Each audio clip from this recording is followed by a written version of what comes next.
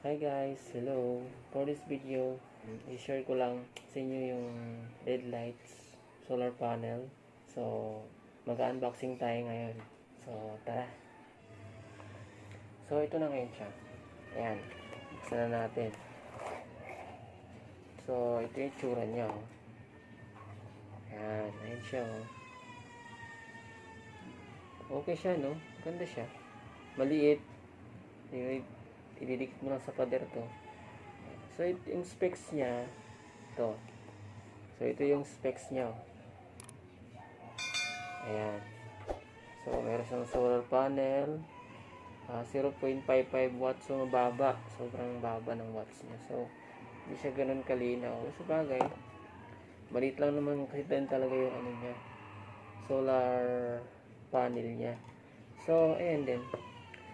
And then, yung volts niya is Lion battery 3.7 volts. So, SA 1200 mAh. So, mahina, no? So, mahina. Hindi siya pwedeng, sa bagay, maliit lang naman yung bulb niya eh. Ganun lang naman talaga eh. Mayroon siyang 20 LED lights. Yan, ayan. 20 LED lights. So, hindi siya pwedeng pang charge sa phone. Kasi, 3.7 volts lang eh. Ngayon, ang maganda lang dito sa, wait lang, isa pa. LED power 0.2 watts in PC, 6 pieces, and night sensor. Maganda siya. Yan ang kinaganda dito, no? Night sensor siya. So, wow. Once na nakakakabit sa wall, tapos dumaan kang ganyan, bigla siyang ilaw. Tapos pag naalis ka na, mawawala naman siya. So, maganda siya, no? And then, ano pa? Motions angle distance is 120. Switch off, auto. Ayun, auto. So, ito yung sinasabi ko kanina, yung auto. Bigla siyang mamamatay na lang siya. So, maganda siya.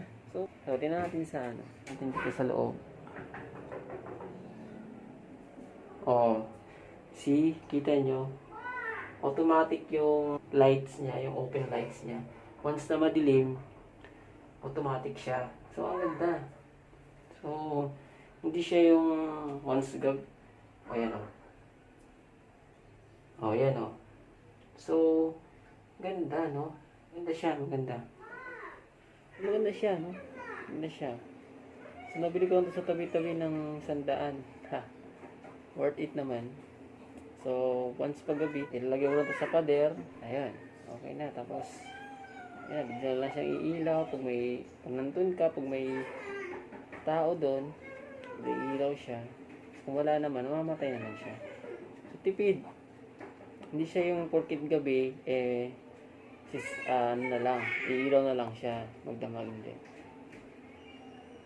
Good. Maganda. So, ayan, no? By the way, thank you guys.